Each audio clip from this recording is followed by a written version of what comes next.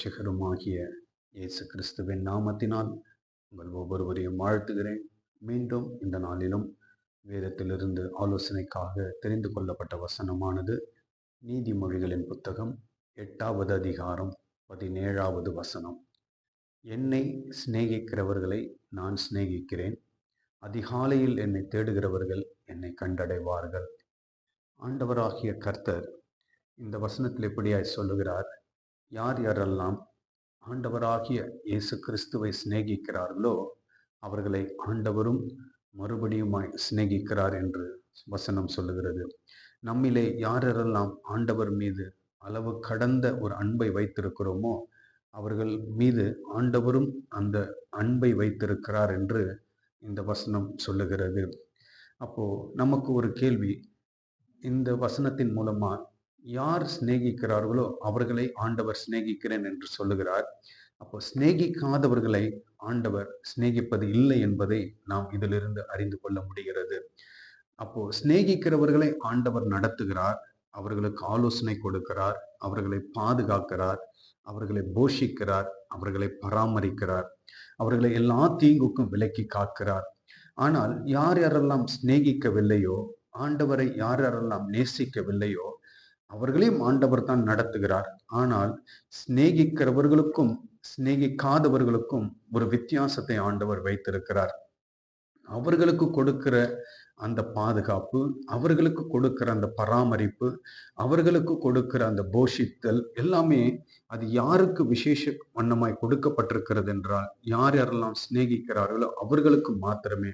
சிநேகிக்காதவர்களையும் ஆண்டவர் தான் நடத்துகிறார். ஆனால் எப்படி என்றால் ஒரு சர்வ சாதாரணமாக நடத்துகிறதை நாம் இதிலிருந்து அறிந்து கொள்ள முடிகிறது.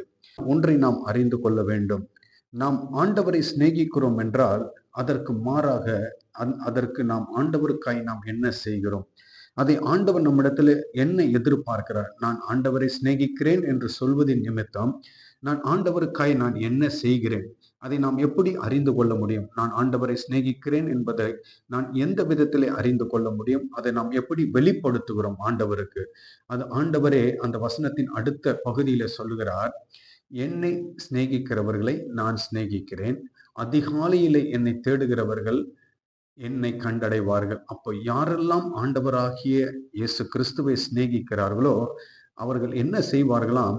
அதிகாலையிலே ஆண்டவரை தேடுவார்களாம். என்னை கேட்கிற சகோதர சகோதரிகளே, நாம் ஆண்டவர் மீது உண்மையான ஒரு நேசம் இருக்கும் என்றால், ஆண்டவர் மீது உண்மையான ஒரு சிநேகம் நமக்கு இருக்கும் என்றால், நாம் ஆண்டவரை எப்பொழுது தேடுவோம் என்றால் அதிகாலையிலே தேடுவோம். அதிகாலை என்று சொல்லும் பொழுது, நம்முடைய நாளை தொடங்கும் பொழுது ஆண்டவருக்கு முதன்மையை கொடுத்து ஆண்டவருடைய சமூகத்திலிருந்து அந்த நாளை தொடங்குவோம். அதுதான் ஆண்டவர் இந்த இடத்துல சொல்லுகிறதை பார்க்க முடிகிறது.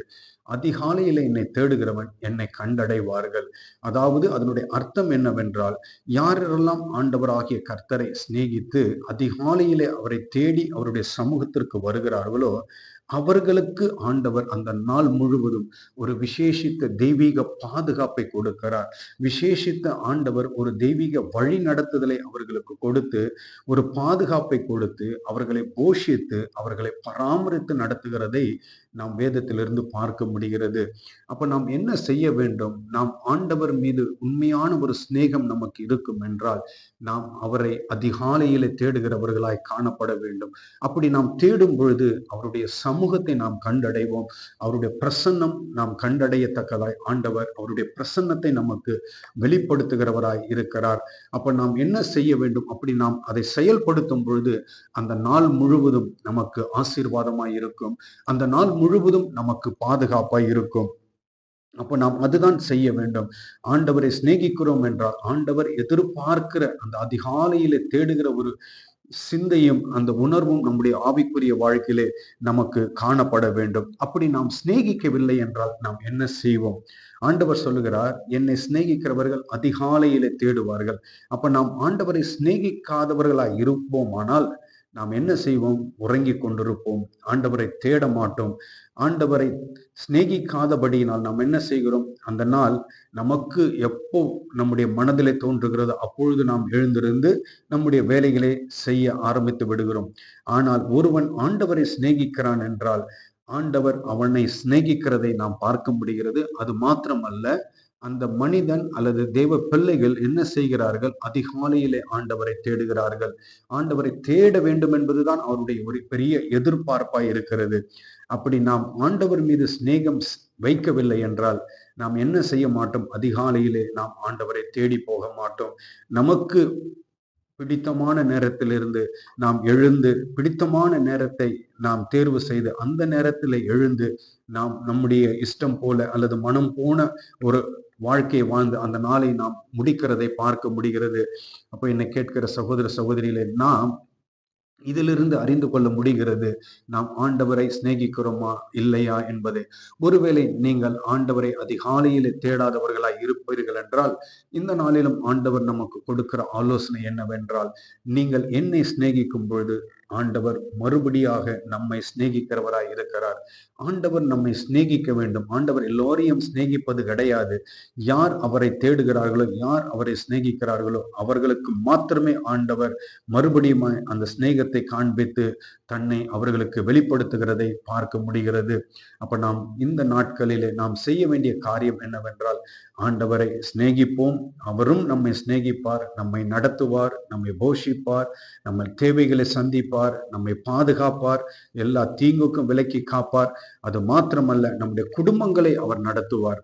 எல்லாவற்றுக்கும் மேலாக தன்னை அல்லது தன்னுடைய பிரசன்னத்தை ஆண்டவர் நமக்கு வெளிப்படுத்தி காண்பிக்கிறதை, அந்த நாள் முழுவதும் தேவ பிரசன்னம் நம்மை நடத்துகிறதை நாம் இந்த வசனத்திலிருந்து காண முடிகிறது. அப்ப நாம் இதற்காக பிரயாசம் எடுப்போம். கர்த்தர் நமக்கு உதவி செய்வாராக. நாம் ஜெபிக்கலாம். நேசித்து வழி நடத்துகிற அன்பின் ஆண்டவரே, இந்த நாளுக்காய் உமக்கு நன்றி ஐயா.